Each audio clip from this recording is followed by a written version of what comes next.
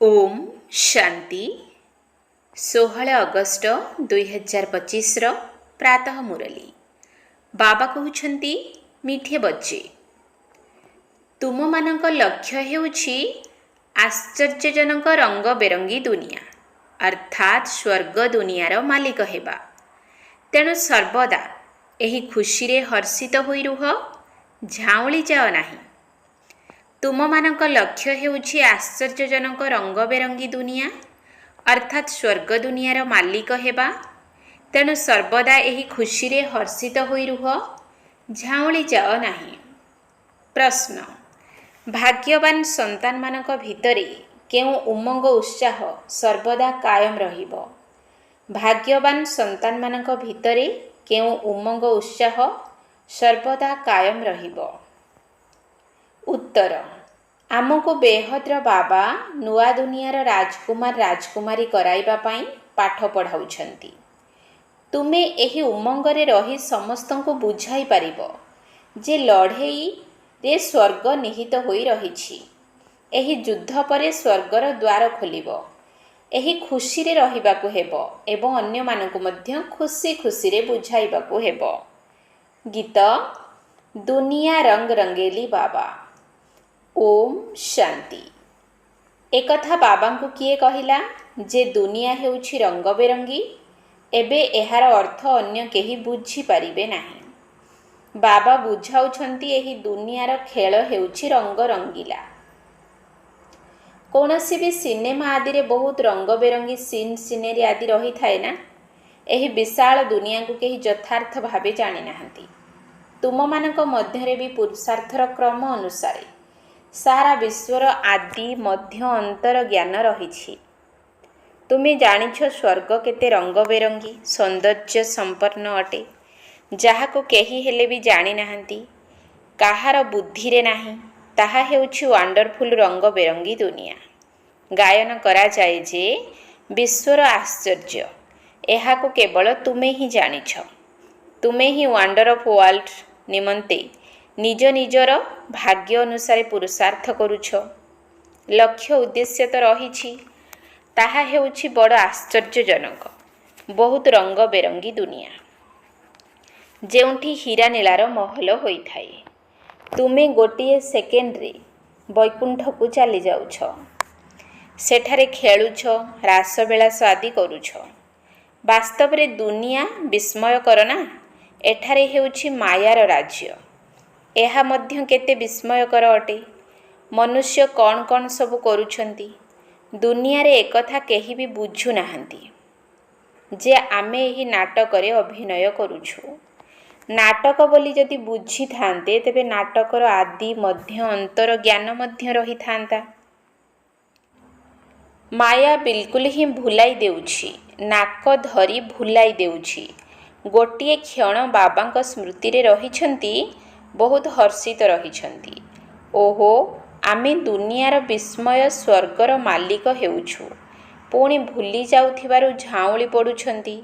एपरि झाउली पडुछंती जे सबर माने मध्य एभली झाउली पडु नथिबे।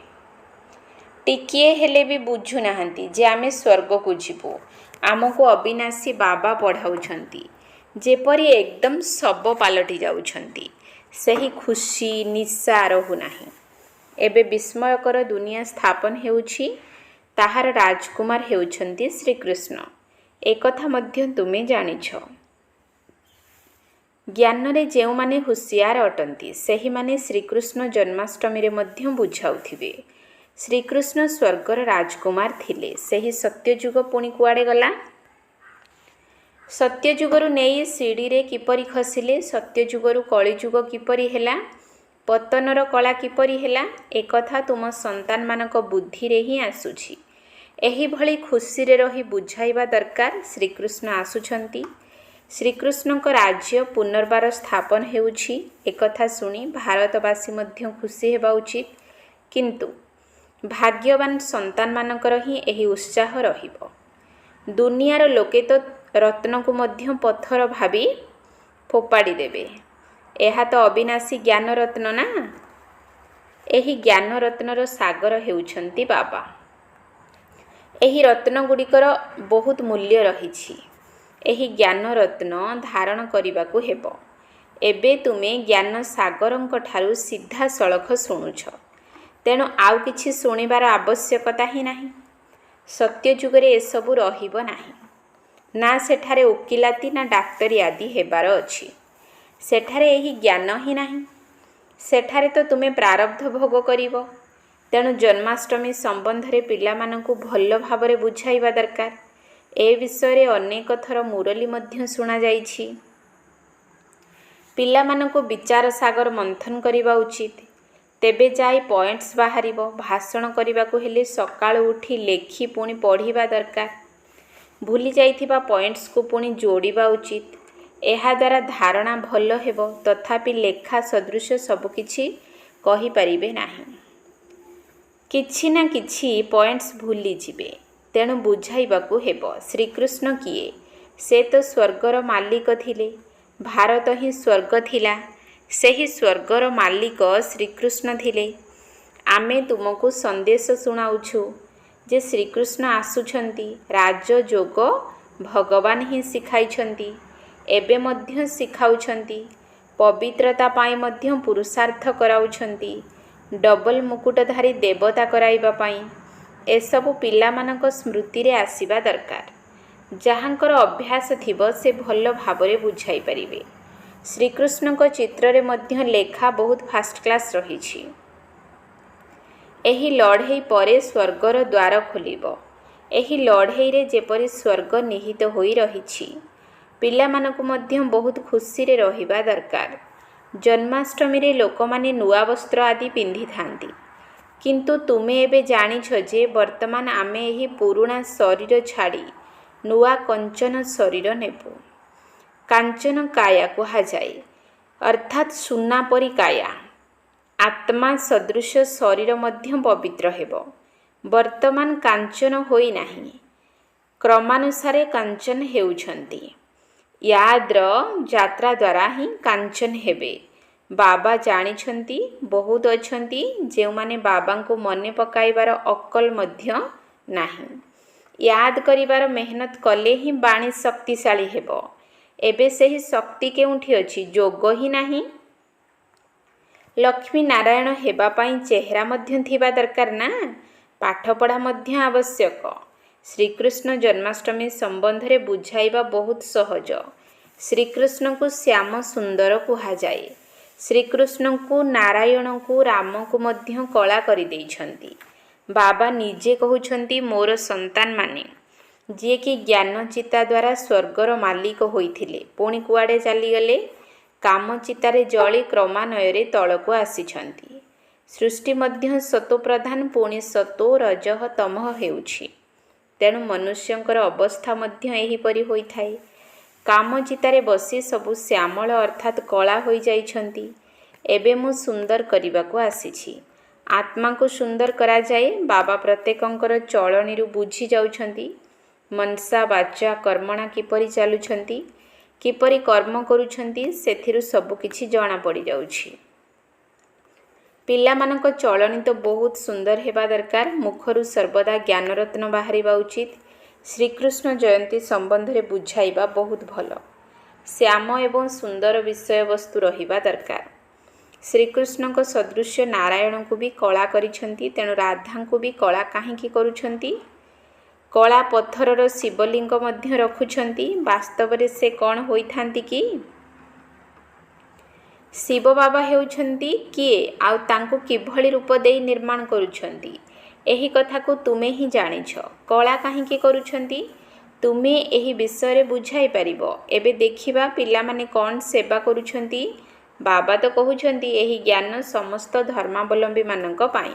ସେମାନଙ୍କୁ ମଧ୍ୟ କହିବାକୁ ହେବ ଯେ ବାବା କହୁଛନ୍ତି, ମୋତେ ମନେ ପକାଇଲେ ତୁମର ଜନ୍ମ ଜନ୍ମାନ୍ତରର ପାପ କଟିଯିବ।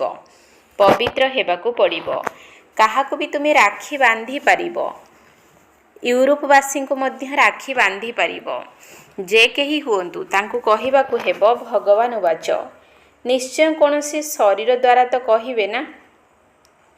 କହୁଛନ୍ତି, ମୋତେ ମନେ ପକାଅ, ଦେହର ସବୁ ଧର୍ମକୁ ଛାଡ଼ି ନିଜକୁ ଆତ୍ମା ବୋଲି ଭାବ। बाबा केते बुझाउछंती तथापि जदि न बुझिले तेबे बाबा बुझी जानती जे एहांक भाग्यरे नाही। तुमे तो एकथा बुझुछ जे शिव बाबा पढ़ाउछंती, रथ बिना तो पढ़ाई पारिबे नाही, इशारा देई देबा ही यथेष्ट। केतेक संतानकर बुझाइबार अभ्यास बहुत भल रहिछि। बाबा मम्मांक निमंते तो जानुछ जे ये उच्च पद पाइबे, मम्मा मध्य बहुत सेवा तो करुथिले ना, एही कथा को मध्य बुझाइबाकू पड़ुछि। मायार मध्य अनेक प्रकार रूप रहिछि। अनेक कहउछंती आम शरीर रे मम्मा आसुछंती, शिव बाबा आसुछंती, किंतु नुआ नुआ पॉइंट्स तो निर्दिष्ट शरीर ब्रह्मा बाबांक द्वारा ही सुनाइबे ना अन्य कहा द्वारा सुनाइबे, एकथा तो होई परिबो नाही। एमितिरे तो कन्या माने निजस्व बहुत प्रकार पॉइंट सुनाउछंती। मैगजीन रे केते कथा छपा जाउछि। एपरि नुहे कि लेखकों शरीर रे मम्मा बाबा आसी लेखाउछंती ना, बाबा तो सीधा सड़क ब्रह्मा को शरीर रे एठाको आसुछंती। सेथिपाई तो एठाको सुनिबा पाई आसुछ। जदि मम्मा बाबा कहा शरीर रे आसुछंती तेबे सेही ठारे ही बसी तांको ठारू सुनंतु ना, एठाको आसीबा पाई समस्तଙ୍କୁ आकर्षण रही थाए। दूर रे रहुथिबा संतान माननको आहुरी अधिक आकर्षण रहुछि। जन्माष्टमी रे मध्य पिला माने बहुत सेवा करि परिबे। श्रीकृष्णकर जन्म केबे हेला एकथा मध्य काहाकू जणा नाही। तुमर बुद्धि रूपी झूला एबे भर्ती हेउथिबारु खुशी हेबा उचित, किंतु बाबा देखुछंती केतेकंक पाखरे बिल्कुल खुशी ही नाही। श्रीमत पालन न करिबा पाई जेपरि प्रतिज्ञा करि नेउछंती। सेवाधारी संतान मानकु तो केवल सेवा ही भल लागि थाए। भाबंती जे बाबांकर सेवा जदि न करिबु, काहाकू रास्ता न बताइबु, अर्थात अंध ही रही जिबु। एहा बुझिबार कथा अटे ना। ब्याज रे मध्य कृष्णकर चित्र रहिछि, से विषय रे मध्य तुमे बुझाई पारि। हाकू मध्य पचार, एहांकू कला काहींकि देखाइछंती, कहि पारिबे नाही। शास्त्र रे लेखि देइछंती रामकर स्त्री चोरी होई गला, किंतु सेठारे एपरि कौनसी कथा तो हेबो नाही। तुमे भारतवासी ही परिस्तानी थिल, एबे कबरस्तानी होई जाइछ, पुणी ज्ञानचिता उपरे बसी दैवी गुण धारण करी परिस्तानी हेउछ।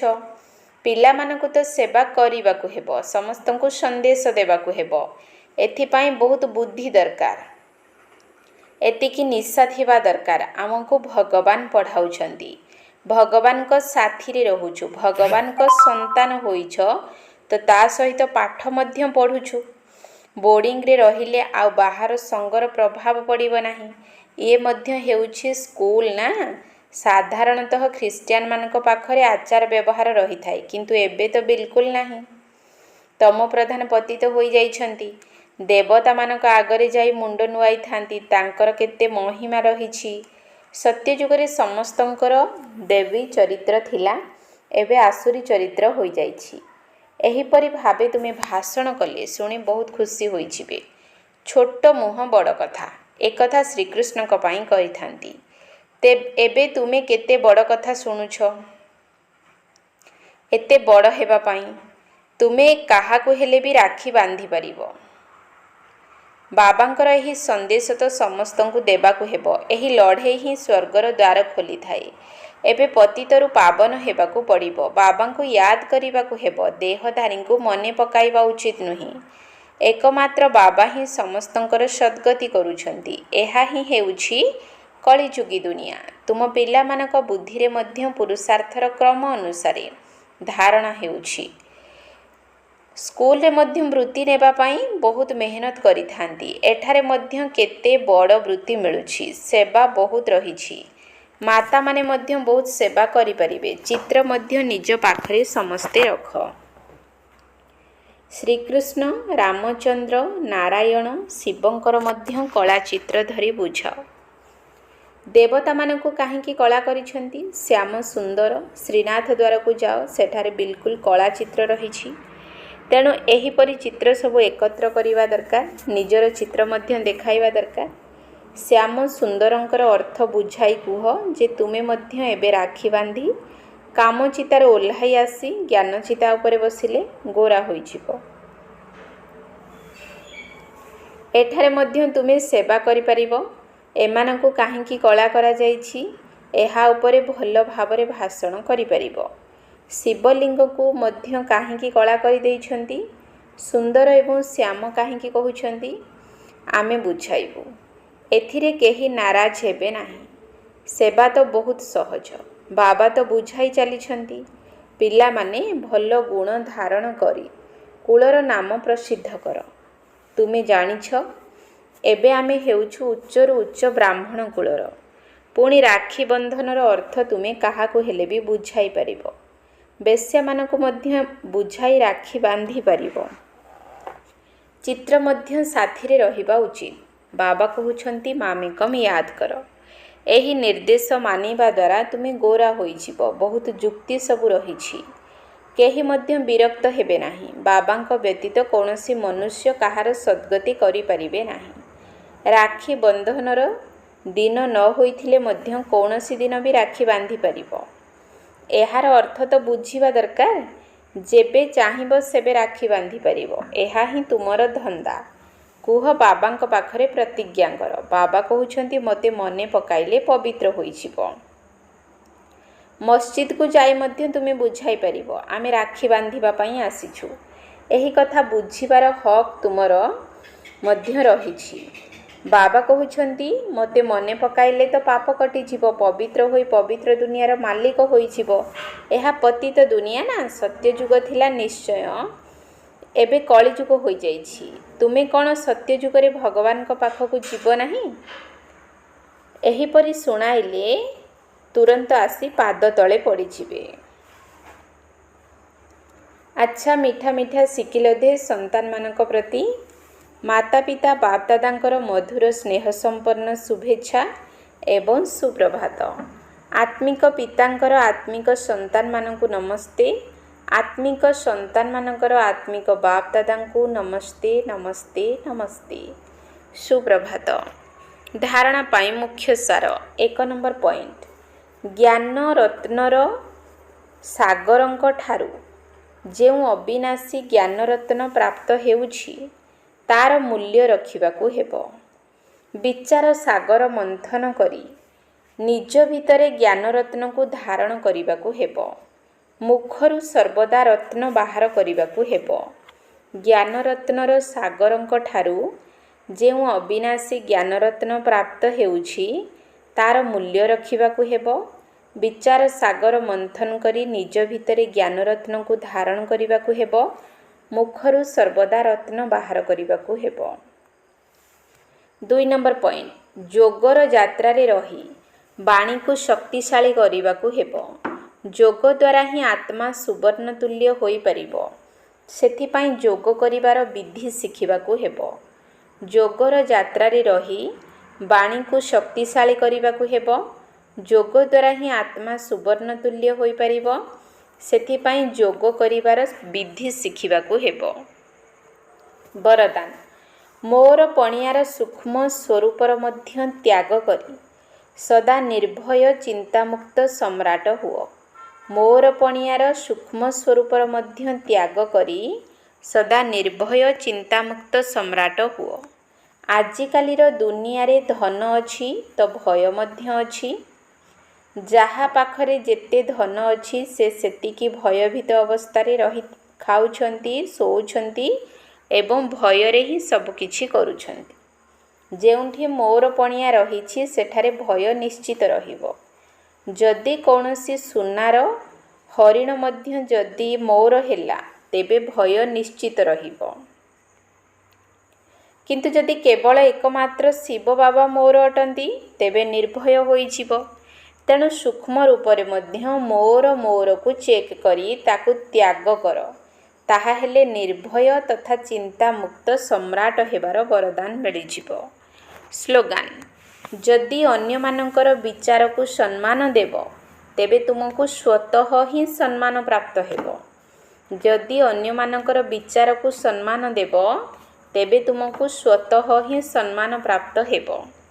ଅବ୍ୟକ୍ତ ଇଶାରା। ଯଦି ସହଜ ଯୋଗୀ ହେବାକୁ ଚାହୁଁଛ ତେବେ ପରମାତ୍ମା ସ୍ନେହର ଅନୁଭବୀ ହୁଅ।